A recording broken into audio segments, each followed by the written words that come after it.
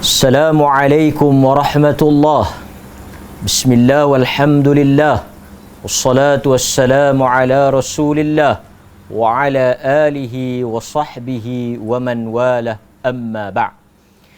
Alhamdulillah, pertama dan selama-lamanya kita merafakkan, mengucapkan dan melafazkan kesyukuran kepada Allah Subhanahu wa taala kerana dengan izin dan inayahnya pada malam ini sekali lagi kita dapat bersiaran secara langsung dalam kuliah maghrib mengenali para sahabah radhiyallahu anhum ajma'in, yang mana kelas ataupun kuliah kita ini adalah kuliah mingguan secara bersiri yang dibawakan oleh Masjid Al-Ghufran, Batu Dua Lama, Kangar, Perlis.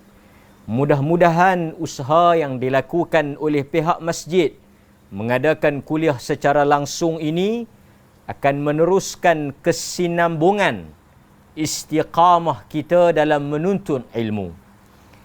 Diseru kepada para penonton dan sahabat-sahabat untuk menghulurkan sumbangan dan juga bantuan kepada masjid agar kuliah dan majlis ilmu serta program-program pengimarahan masjid dapat diteruskan. Saya juga memohon kepada sahabat-sahabat yang mengikuti live kita pada malam ini dapat berkongsi kuliah ini dengan rakan-rakan yang lain agar perbincangan kita pada malam ini memberikan manfaat dan juga ilmu kepada sahabat-sahabat yang di luar daripada Perlis, insya-Allah. Sahabat-sahabat yang dikasihi, diberkati dan dirahmati oleh Allah Subhanahu wa taala, dalam kuliah dan siri yang lepas kita telah membicarakan tentang dua orang sahabat besar, khalifah yang juga di antara tokoh umat ini, Khalifah Abu Bakar As-Siddiq radhiyallahu an dan juga Sayyidina Umar Al-Khattab. Kedua-duanya telah kita sentuh perjalanan hidup mereka, sumbangan dan jasa, pengorbanan dan apa yang dilalui dan ditempuh oleh kedua-dua orang sahabat yang bukan sahaja menemani baginda Nabi ketika hidup, tetapi juga selepas daripada kewafatan Nabi, maqam atau kubur mereka bersebelahan dengan makam Rasulullah sallallahu alaihi wasallam. Kita telah selesai bercakap dan juga berkongsi berkaitan dengan Sayyidina Umar Al-Khattab. Pada malam ini tibalah giliran manusia yang disebut oleh Nabi sebagai lelaki yang malaikat malu padanya. Penghuni-penghuni langit merasa segan dan malu kepada susuk tubuh ini. Lelaki yang akan kita bicarakan pada malam ini juga merupakan seorang lelaki yang telah mengahwini dua orang puteri Rasulullah sallallahu alaihi wasallam. Lelaki ini juga telah menghabiskan hartanya, menginfakkan keseluruhan harta, jiwa dan raganya untuk Islam. Maka pada malam ini insya-Allah dengan izin Allah Subhanahu wa taala, marilah kita bersama-sama mendengar dan mengikuti sirah hidup Sayyidina Utsman ibn Affan radhiyallahu an, yang merupakan manusia yang telah menjadi khalifah menggantikan Abu Bakar As-Siddiq radhiyallahu an, menggantikan Umar Al-Khattab radhiyallahu an. Apabila wafatnya Abu Bakar, dilantik Umar.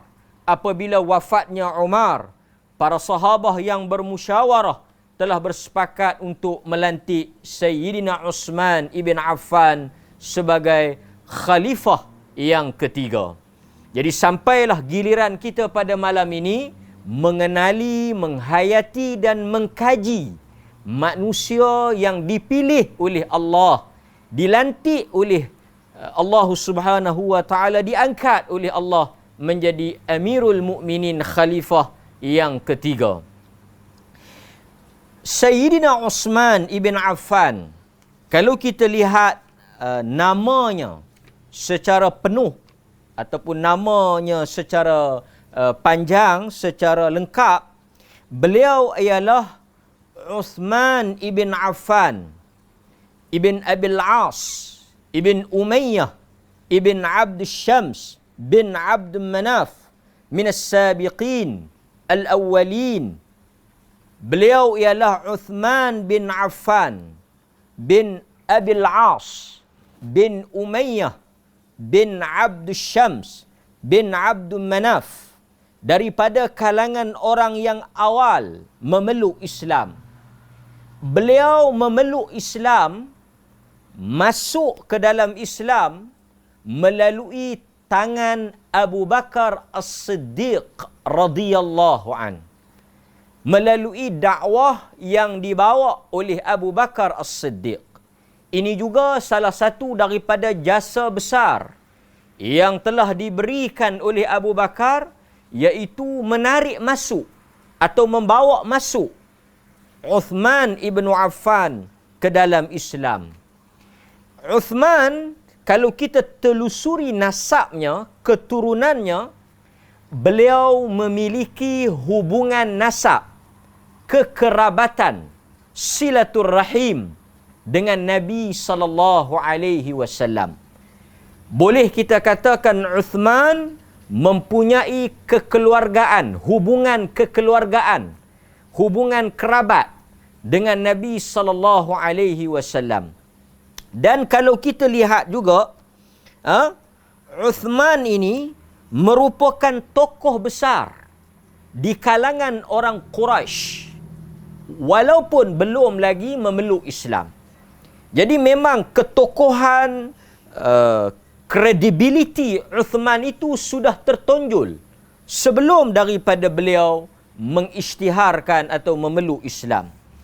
Dan kalau kita tengok di sini, di antara apa yang disebut oleh para ulama ahli sunnati wal jamaah, di antara kelebihan di kalangan para sahabah, manusia yang paling afdal selepas Nabi adalah Abu Bakar As-Siddiq. Selepas daripada itu Umar Al-Khattab, dan selepas daripada Umar Al-Khattab adalah Zu Nurain. Zu Nurain, iaitu mereka Nurain, ya, mereka ataupun seorang yang memiliki dua cahaya. Zu Nurain ini dinisbahkan kepada Uthman ibn Affan radhiyallahu an. Jadi hadirin sidang penonton, sahabat-sahabat yang dirahmati oleh Allah Subhanahu wa taala, kalau kita lihat di antara perkara yang menarik, Uthman ini telah dipilih oleh Nabi untuk menjadi menantunya sebanyak 2 kali. Pertama, dia berkahwin dengan Ruqayyah. Kemudian setelah Ruqayyah meninggal, dia dipilih oleh Nabi untuk berkahwin dengan Ummu Kulthum. Kalau kita lihat, di sini menunjukkan tentang suatu perkara yang menarik berkaitan dengan Uthman. Secara normalnya, sebagai seorang ayah, sebagai seorang bapa, tentulah kita akan memilih lelaki yang paling baik untuk menjadi menantu atau menjadi suami kepada anak kita. Saya percaya dan yakin kesemua ataupun setiap daripada seorang bapa itu menginginkan lelaki yang terbaik, lelaki yang beriman, lelaki yang bertakwa, lelaki yang bertanggungjawab untuk menjadi suami kepada anak-anak perempuan mereka. Di antara kehebatan atau keistimewaan Uthman ini, Nabi memilihnya untuk berkahwin dengan 2 orang putrinya. Artinya Uthman ini seorang lelaki pada pandangan Nabi adalah lelaki yang sangat hebat kerana sanggup untuk dijadikan sebagai menantunya sebanyak 2 kali. Wallahu ta'ala a'lam. Ini suatu kelebihan yang disebut oleh para ulama berkaitan dengan diri Uthman ibn Affan radhiyallahu an. ciri-ciri fizikal ataupun ciri-ciri sifat yang ada pada Uthman. Dia seorang yang segak, lembut, lemah lembut, seorang yang mempunyai janggut yang agak lebat, seorang yang tegak. Kalau dilihat seorang yang mempunyai tubuh yang besar, rambutnya lebat, dan boleh dikatakan dari sudut penampilan, keterampilan, seorang yang segak dan berperwatakan menarik. Itu ciri-ciri yang ada pada batang tubuh Sayyidina Uthman ibn Affan radhiyallahu an. Kata Al-Imam Az-Zuhri, Uthman wajahnya segak, mulutnya cantik, bahunya tegap, dahinya lebar, dan penampilannya sangat menarik. Uthman terkenal seorang yang sangat pemalu. Kita akan baca nanti hadis di mana Nabi menyebut apabila ditanya oleh Aisyah radhiyallahu anha, kenapa Nabi menarik kainnya? Kerana kata Nabi, aku malu dengan Uthman. Kerana malaikat juga malu kepada Uthman ibn Affan radhiyallahu an. Jadi sahabat-sahabat sidang penonton yang dirahmati oleh Allah Subhanahu wa taala, marilah kita setelah mengenali sedikit sebanyak latar belakang nasab keturunannya, sifat fizikalnya, juga sedikit keistimewaan latar yang selalu dikaitkan dengan Sayyidina Uthman. Saya pada malam ini nak menambah lagi tentang beberapa kelebihan dan keutamaan Sayyidina Uthman ibn Affan radhiyallahu an.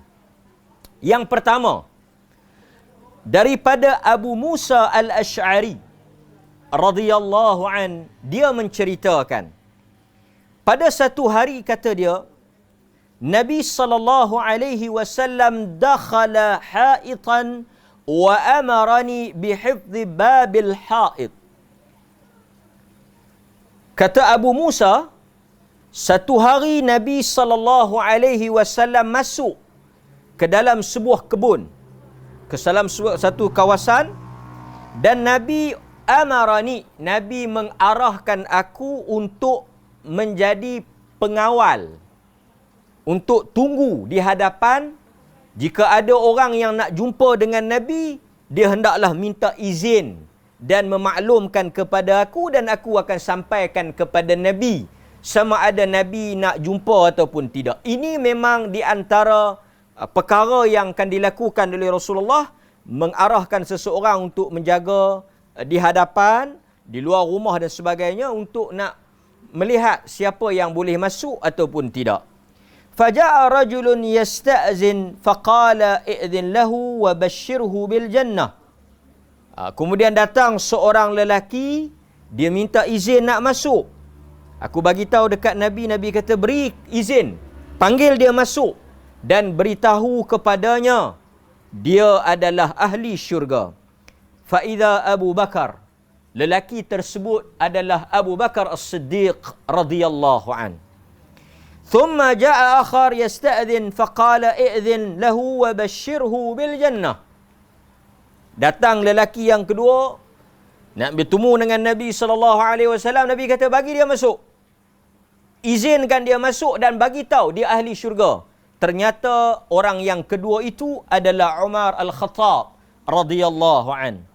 Kemudian datang orang yang ketiga, fasakata hanaihatan thumma qala i'dhin lahu wa bashirhu bil jannah ala balwa satusibuhu. Kemudian datanglah lelaki yang ketiga, minta izin untuk masuk. Nabi SAW terdiam sebentar. Kemudian Nabi kata izinkan dia masuk, beritahu bahawa dia adalah ahli syurga dan sesuatu akan menimpa dugaan dan bala ke atas dirinya. Yang pertama tadi Umar, Abu Bakar, Nabi kata masuk, bagi tahu dia ahli syurga. Kemudian datang Umar, masuk, bagi tahu dia ahli syurga. Datang Uthman, bagi dia masuk, bagi tahu dia ahli syurga. dan pesan kepada dia akan menimpa ke atasnya suatu ujian dan bala, musibah besar akan berlaku ke atas dirinya. Ini suatu keutamaan kepada Uthman, di mana sebelum meninggal dunia lagi, sebelum wafat lagi, telah dinyatakan tempat duduknya di dalam syurga. Inilah sahabat-sahabat yang dijamin syurga oleh mulut Nabi SAW melalui perkhabaran wahyu. Kerana untuk menentukan syurga dan neraka bukan urusan kita. Kita tidak boleh menjamin seseorang sebagai ahli syurga, walaupun pada zahirnya dia seorang ahli ibadah, walaupun pada zahirnya dia mati dalam keadaan husnul khatimah. Kerana syurga dan neraka adalah mutlak milik Allah Azza wa Jal. Kita tak boleh mendahului Allah dalam urusan ini.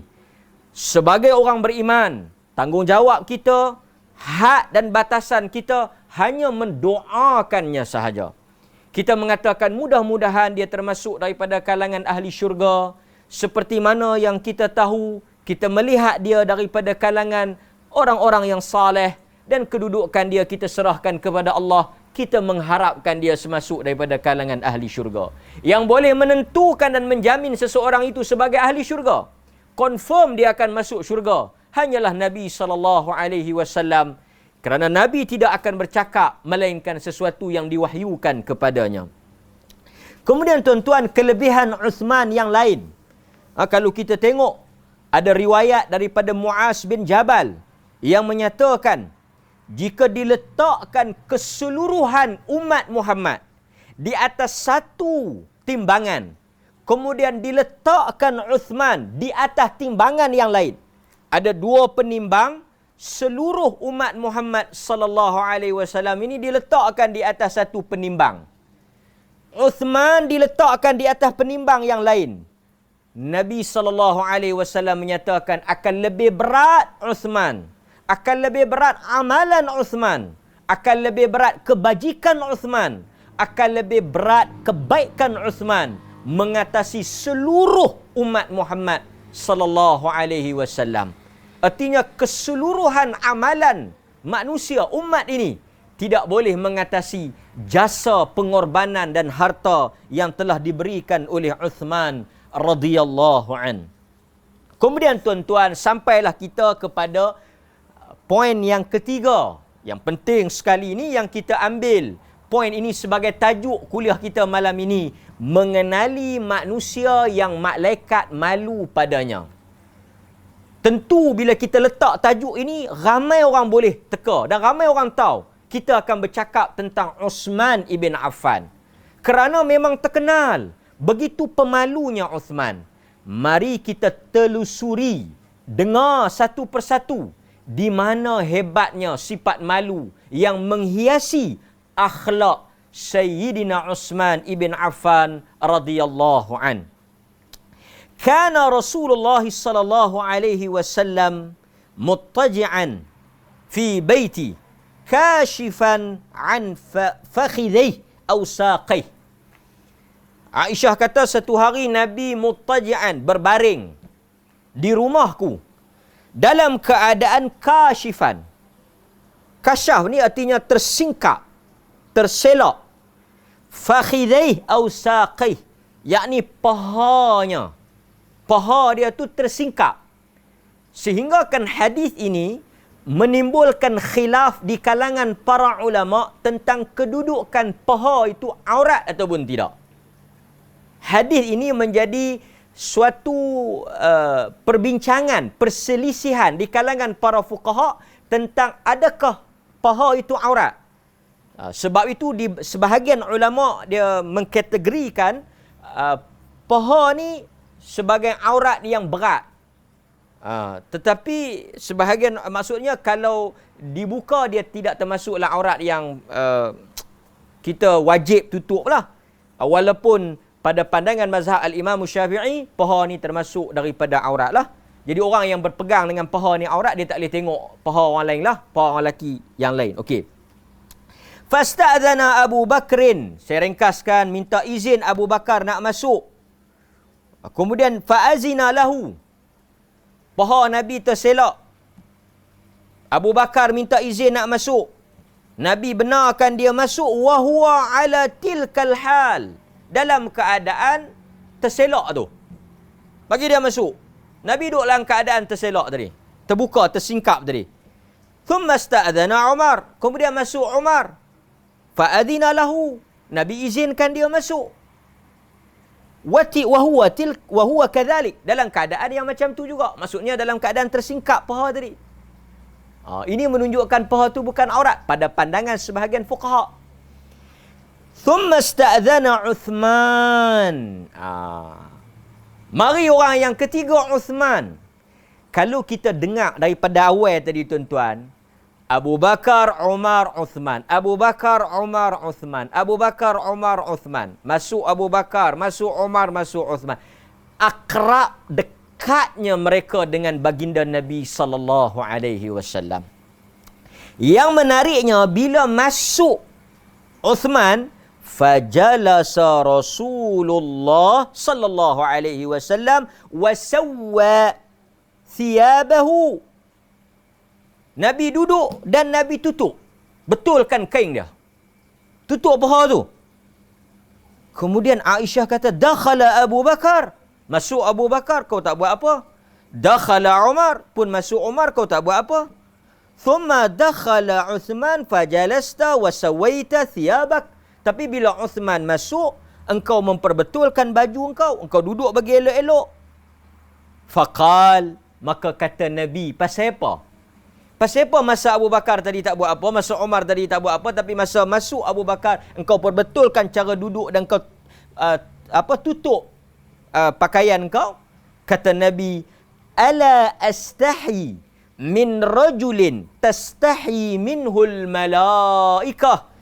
Apakah tidak aku merasa segan, haya, malu dengan lelaki yang para malaikat juga malu kepadanya. Inilah poin yang menunjukkan suatu pengiktirafan, bukan sahaja manusia malu kepada Uthman, hatta malaikat juga segan dan malu kepada Uthman. Kerana Uthman ni satu orang yang sangat pemalu. Dan malu ni merupakan cabang daripada iman. Sebab itu orang yang ada sifat malu adalah tanda dia beriman. Pasal itu Nabi kata, idza lam tastahi. Kalau satu orang dia tak ada rasa malu, fasna' ma syi'ta. Dia akan buat apa yang dia nak. Ada dua makna di situ. Sama ada buat dalam bentuk yang positif ataupun dalam bentuk yang negatif. Cenderung para ulama mengatakan negatif. Pasal itu bila diangkatnya perasaan malu, dicabutnya perasaan malu, kita akan lihat berbagai tindak tanduk manusia yang mereka lakukan semata-mata nak meraih perhatian orang ramai, sehingga tidak ada lagi muru'ah, maruah, aib mereka. Sebab tu kita lihat hari ini orang sanggup buat macam-macam untuk semata-mata meraih ataupun mencari populariti dan sebagainya. Ini dalam kuliah yang lain kita sentuh insya-Allah. Tapi kita nak sebut, Nabi kata wal haya, malu itu adalah cabang daripada iman. Dia ada satu lagi malu yang tak bagus, malu yang tak bermanfaat, dia panggil khajal. Khajal ni malu yang tak bertempat. Kita disuruh malu pada tempat-tempat yang sepatutnya. Jaga muruah kita, aib kita. Tapi kita tak disuruh malu dalam perkara yang tidak sepatutnya. Seperti malu dalam menuntut ilmu, malu dalam perkara yang baik. Ini kita kena buat. Kalau tidak, kita akan ditipu oleh syaitan. Dan kalau kita lihat betapa pemalunya Uthman ni, kalau kita tengok sedikit cerita dia yang menarik. Pada hari pemberontak nak membunuh Uthman, pada hari pemberontak nak masuk bunuh Uthman, beliau sedang berpuasa. Pada hari Sayyidina Uthman dibunuh, pemberontak pecah masuk ke dalam rumah dia, dia sedang berpuasa. Dan kita tahu, orang yang mati ketika sedang melakukan ibadah, itu antara tanda husnul khatimah. Dia sedang berpuasa. Pada hari yang sama, ni tuan-tuan take note, pada hari yang sama, Uthman telah memerdekakan 20 orang hamba. Pada hari dia meninggal tu, yang pertamanya dia berpuasa. Dia memerdekakan 20 orang hamba pada hari dia dibunuh. Pada hari tersebut, suatu benda yang sangat pelik satu benda yang dia tak pernah buat pada kebiasaannya. Dia minta untuk pakai seluar. Jubah tu ada seluar bahagian dalam tu dia minta untuk pakai. Dia orang Arab pakai jubah lah. Ada seluar bahagian dalam tu dia minta untuk dipakai. Sedangkan beliau tidak pernah memakainya sebelum daripada hari tersebut. Sama ada jahiliah ataupun Islam. Dia tak pernah pakai. Hari dia nak dibunuh oleh pemberontak tu, dia dapat rasakan hari itu dia akan mati. Dia minta supaya diberikan seluar. Dia nak pakai seluar. Ini pelik. Tapi sebelum tu saya nak cerita pada tuan-tuan sikit lah. Nak sentuh sikit. Kita bila orang Melayu ni nak mati, dia suka berasa pelik. Berasa lain macam. Apakah ada kaitan dengan mati? Osman ni dia boleh kata, tengok Osman dia rasa pelik. Lepas tu dia pakai seluar. Tuan-tuan kena faham. Osman ni, rumah dia telah dikepung oleh pemberontak. Pemberontak telah kepung berhari-hari rumah Osman. Jadi memang dalam jangkaan, dalam sangkaan dia, dia akan dibunuh pada bila-bila masa. Memang dia berasa nak mati. Tapi kita tak boleh percayalah benda-benda ni. Ajal maut di tangan Tuhan. Tuan-tuan janganlah terpengaruh. Nanti buat sesuatu, pelik ni. Tak pernah makan. Itulah dia mati tu. Dia tak pernah makan pun. Benda tu. Tiba-tiba dia makan. Hari dia makan tu mati. Kebetulan. Qadar Allah. Janganlah kita kaitkan. Dan tuan-tuan kalau ada rasa apa, buatlah. Kalau kata nak mati, matilah. Kalau tak bersebab pun boleh mati. Wallahu ta'ala a'lam. Okey. Dan tuan-tuan, beliau, saya sambung lagi. Beliau memberitahu orang-orang yang dekat dengannya. Ini tanda dia nak meninggal ni. Ini tanda mimpi orang saleh. Kalau tuan-tuan ada mimpi meninggal dunia ke apa, berhati-hatilah. Kerana tuan-tuan tengok mimpi dia. Dia kata apa? Aku telah bermimpi melihat Rasulullah, Abu Bakar dan Umar. Rasulullah dah wafat.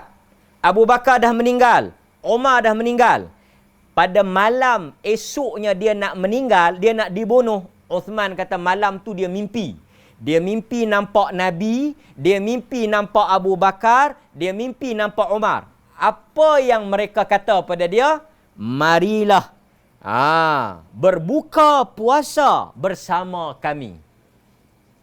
Tuan-tuan nampak tak?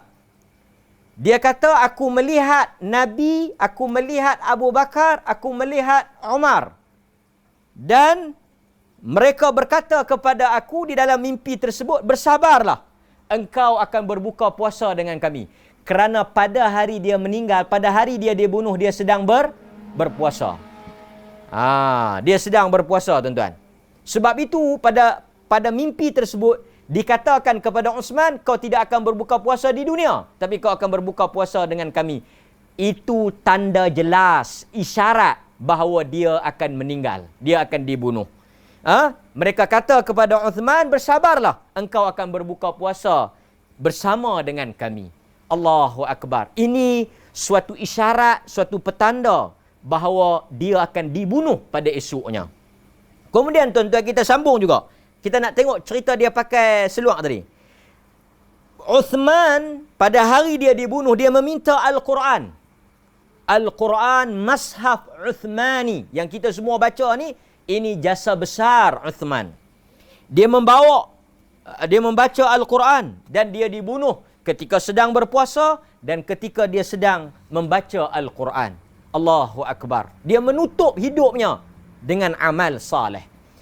Kata Al-Imam Al-Hafidh Ibn Kathir rahimahullahu ta'ala, ketika dia mengulas permintaan Uthman untuk memakai seluar, kerana kita masih lagi berbincang tentang tajuk sifat malu Uthman.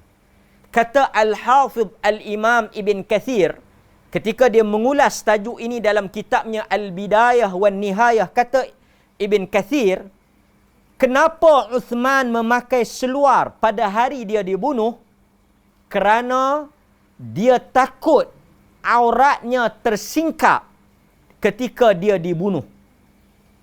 Tuan-tuan, kata Al-Imam Ibn Kathir, kenapa dia pakai seluar? Kerana Uthman takut selepas dia dibunuh, aurat dia terselak mengakibatkan orang nampak aurat dia. Demikianlah sifat pemalu yang begitu kuat terhadap diri Uthman sehingga dia fikir selepas daripada dia mati, kalaulah dia dibunuh, aurat dia terbuka. Allahu Akbar, tuan-tuan. Pasal apa dia minta seluar pada hari dia dibunuh? Kenapa dia pakai seluar? Pada kebiasaannya dia tak pakai seluar kerana sifat malu yang begitu tebal. Ketika hidup dia malu, selepas daripada itu pun, lepas daripada dia wafat pun, dia masih memikirkan soal aurat dia. Soal memelihara aurat dia. Apatah lagi kita di dunia ini yang begitu mudah mendedahkan aurat kita, menyingkap dan membuka aurat kita untuk tontonan manusia. Ketika hidup lagi kita masih melihat aurat kita dibuka, apatah lagi selepas daripada kewafatan kita. Hadirin sidang penonton, sahabat-sahabat yang dirahmati oleh Allah Subhanahu wa taala, sikit lagi saya nak sebut dalam perbincangan kita pada malam ini ialah iaitu Uthman, di antara kelebihan dia, dia telah diberitahu oleh Nabi, pertama dia akan menjadi khalifah. Tuan-tuan, Nabi telah bagi tahu kepada Uthman dia akan dilantik menjadi khalifah. Siapa yang habaq? Nabi dah bagi tahu dah. Sebelum Abu Bakar dilantik lagi, sebelum Umar dilantik, sebelum Nabi wafat, Nabi dah bagi tahu dekat Uthman dia akan jadi khalifah. Dia orang tentu tanya, setelah dia mendapat tekanan, desakan, macam-macam fitnah sehingga meragut nyawa dia, setelah provokasi dan macam-macam dugaan, kenapa Uthman tak letak jawatan dan memilih jalan untuk dia selamat? Dia tak letak jawatan kerana Nabi tak benarkan. Ini kelebihan Uthman. Ini kelebihan Uthman. Cuba kita tengok. Dalam hadis yang diriwayatkan oleh Al-Imam Tirmizi dan Ibn Majah, Nabi SAW sebut. Ini kita boleh tengok. Sebab itu kita kata hebatnya Uthman ni, dia dah diberi isyarat oleh Nabi. Isyarat apa? Isyarat dia akan dilantik, isyarat dia akan mendapat tekanan, akan dibunuh oleh munafikin, dan dia berada di pihak yang benar. Dan Nabi bagi tahu kepada dia, jangan tunduk, jangan serahkan jawatan ini, jangan tanggalkan baju ini. Sebab itu tuan-tuan, Uthman sampai ke akhir hayatnya, dia tidak meletakkan jawatan kerana ini antara apa yang disebut oleh Nabi SAW. Kita tengok apa yang Nabi kata pada dia. Nabi SAW sebut, kok tuan-tuan tertanya, kenapa Uthman tak memilih jalan selamat ataupun jalan damai? Atau kenapa dia tak letak jawatan? Nabi tak benar kan? Nabi kata, wahai Uthman, satu hari Allah akan melantik engkau menjadi pemerintah. Akan muncul golongan munafiqun yang akan menanggalkan pakaianmu yang telah Allah pakaikan kepadamu. Tengok perkataan Nabi. Suatu hari Allah Ta'ala akan mengangkat engkau menjadi pemerintah. Dan apabila engkau dilantik menjadi pemerintah, ini suatu khabar sebelum berlakunya peristiwa tersebut. Tuan-tuan, Nabi kata dekat Uthman, akan muncul golongan munafik yang akan menyuruh engkau meletak jawatan. Nabi gunakan perkataan menanggalkan baju yang kau pakai. Nabi kata, jangan engkau tanggalkan baju tersebut. Nabi ulang sebanyak 3 kali. Jangan engkau tanggalkan baju itu. Jangan engkau tanggalkan baju itu. Jangan engkau tanggalkan baju itu. Sebab itu Uthman firm sampai ke hari akhir hayat dia dibunuh, dia tak letak jawatan. Nabi tak bagi. Tapi janganlah pula sebahagian kita guna ayat ni, dia kata Nabi tak bagi dia letak jawatan. Jangan kita kias. Kerana Nabi dah sebut sebelum daripada itu. Kata para ulama, larangan Nabi terhadap Uthman, jangan meletakkan jawatan dan dia akan ditekan oleh munafiqun, ternyata benar-benar terjadi. Ini adalah bukti Uthman di pihak benar. Ini adalah bukti Uthman di pihak benar. Kenapa kita kata Uthman di pihak yang benar? Kerana Nabi kata orang yang suruh dia letak jawatan, orang yang desak dia letak jawatan, mereka itu disebut oleh Nabi sebagai munafik. Jadi pemberontak yang kepung rumah Uthman itu munafik. Siapa yang kata? Nabi SAW. Sebab itu Nabi tak benarkan Uthman tunduk pada desakan mereka. Hadirin sidang penonton, sahabat-sahabat yang dirahmati oleh Allah Subhanahu wa taala. Sebab itu kita lihat Uthman memilih jalan yang terakhir untuk syahid dengan dia dibunuh oleh pemberontak. Dan kalau kita tengok, ini saya nak baca sedikit tentang hebatnya Osman. Jasa Osman ni kalau kita baca banyak dan kita akan sambung nanti. Cuma sebelum kita nak mengakhiri kuliah ini, saya nak memetik ucapan yang Osman baca dan juga membuktikan kedermawanan Osman ni. Osman dia berucap pada pemberontak yang kepung rumah dia. Apa yang dia kata? Mari kita dengar. Kata Uthman, aku menyeru kamu semua di atas nama Allah dan Islam. Adakah kamu tahu bahawa Rasulullah telah datang ke Madinah? Ni Uthman sebut. Uthman sebut pada pemberontak yang kepung rumah dia. Salah satu benda yang pemberontak buat adalah tak benarkan air masuk ke dalam rumah Uthman. Ini semua kita tahu. Tuan-tuan bayangkan, inilah balasan yang dibuat oleh pemberontak pada akhir hayat seorang khalifah yang telah membeli telaga kepada orang Islam. Tengok apa kata Uthman. Satu kata-kata yang sangat menyayat hati.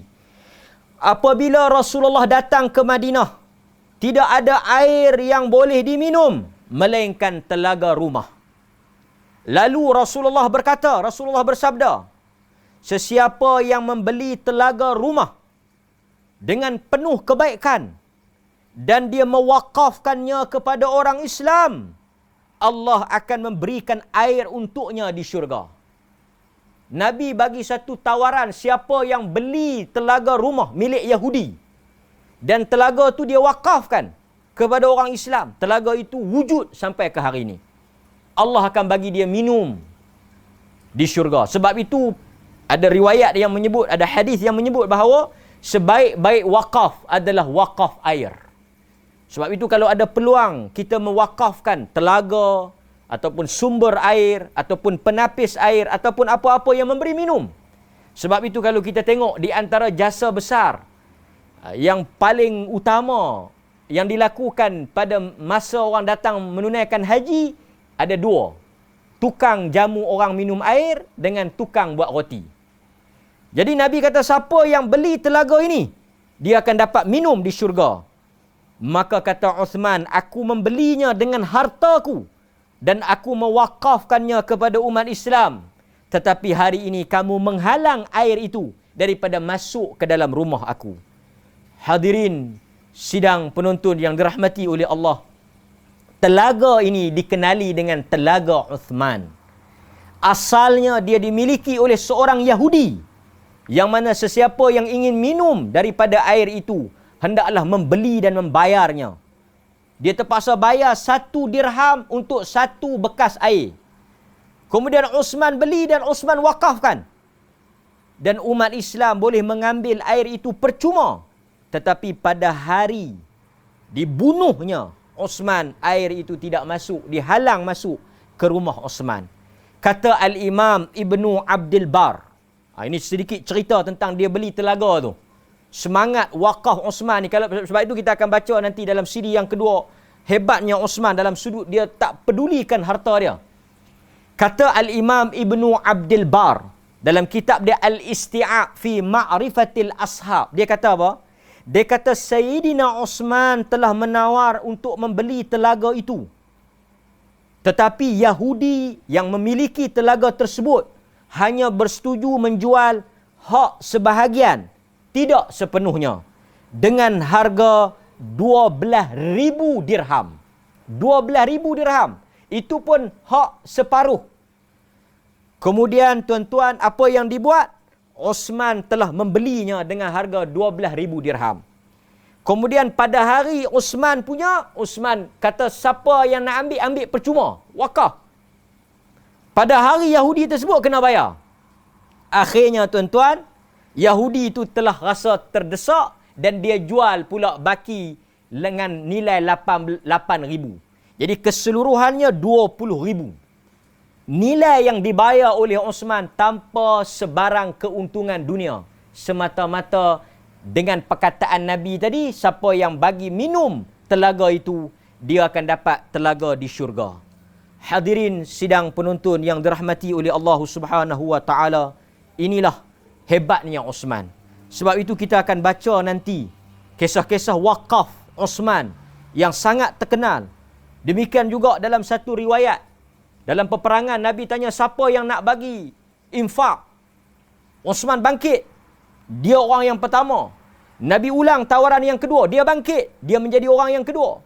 Kemudian Nabi ulang tawaran yang ketiga, dia bangkit. Setiap kali Nabi memberikan tawaran, orang yang bangun untuk memberikan hartanya adalah Osman ibn Affan. Tapi bagaimana kesudahan Osman? Dia dibunuh. Dia dipukul di kepalanya dengan besi. Isterinya juga dicederakan dengan dipotong tangan. Inilah kesudahan khalifah yang menghabiskan harta-hartanya untuk umat Islam. InsyaAllah dalam siri yang kedua, dalam pertemuan kita yang kedua, kita akan melihat bagaimana pemerintahan 12 tahun. Di antara empat pemerintah ni yang paling lama, yang paling makmur, yang paling maju zaman Osman, 12 tahun. Osman memerintah 12 tahun. Dan kita akan lihat apa yang telah ditempuh oleh Osman. Fitnah yang dituduh kepada Osman. Osman dituduh mengamalkan nepotisme, melantik adik-beradik dia, kaum keluarga dia menjadi gubernur. Orang tuduh Osman lantik adik-beradik dia menjadi gubernur, Muawiyah dan orang-orang yang lain. Osman dituduh mengumpul kekayaan. Osman dituduh mengamalkan kronismisme. Ni lantik kroni-kroni dia ni untuk jadi kaya dan sebagainya. Kemudian banyak lagi fitnah-fitnah yang akhirnya membawa kepada pembunuhan Sayyidina Osman. Ini kita akan sambung dalam siri yang kedua. Fitnah terhadap Osman sehingga membawa kepada terbunuhnya Sayyidina Osman. Cuma sebelum saya nak tutup kuliah ini, saya nak sebut satu perkara, poin yang sangat penting untuk kita semua orang Islam mengetahuinya. Ketahuilah pintu fitnah, pertelingkahan dan perselisihan, perbalahan di antara umat Islam bermula pada hari Sayyidina Osman dibunuh. Pada hari Sayyidina Osman dibunuh, pada hari dia terkorban, syahid oleh pemberontak, golongan-golongan burah yang masuk dengan tidak beradab pada rumah Osman, membunuh dia dengan begitu biadab. Pada hari itulah dunia umat Islam sampai kepada hari ini tidak pernah berhenti daripada berbalah, bertelingkah dan bergelojak. Pintunya pada hari pembunuhan Sayyidina Osman. Bila kita lihat terbunuhnya Sayyidina Osman, bertelingkah, berselisih pendapat di atas fitnah itu para sahabat. Mereka bukan sengaja berbeza pendapat, berselisih, berbalah, berperang. Peperangan Siffin di antara Muawiyah dengan Ali. Peperangan Jamal di antara Ali dengan Aisyah radhiyallahu anha. Semua peperangan ini tercetus selepas daripada pembunuhan Osman. Perbezaan, perselisihan, pertelingkahan mazhab politik. Munculnya Syiah. Munculnya Khawarij. Munculnya Nawasib. Bermula pada hari pembunuhan Osman. Yakni peristiwa fitnah ke atas Osman. Ini kita akan ikuti dalam siri yang kedua. Pembunuhan Osman telah membuka fitnah yang besar kepada umat Islam sampai ke hari ini. Inilah yang akan kita belajar, tauladan dan sempadan daripada fitnah yang menyusup masuk, yang akhirnya menyebabkan di kalangan sahabat berbeza dan bertelingkah. Fitnah yang paling besar, fitnah pembunuhan Osman yang melahirkan mazhab-mazhab, pahaman-pahaman yang akhirnya membawa kepada pertumpahan darah. Mudah-mudahan apa yang kita sebut di awal tadi, mengenali Sayyidina Osman dan belajar tentang kelebihan Sayyidina Osman, memberikan panduan dan pengajaran kepada kita. Mengenali Osman bukan sahaja mendengar dan menghayati, tapi kita mencontohi Osman ibn Affan radhiyallahu an. Sallallahu ala nabiyyina Muhammad wa ala alihi wa sahbihi wasallam. Walhamdulillahi rabbil alamin. Assalamualaikum warahmatullahi wabarakatuh.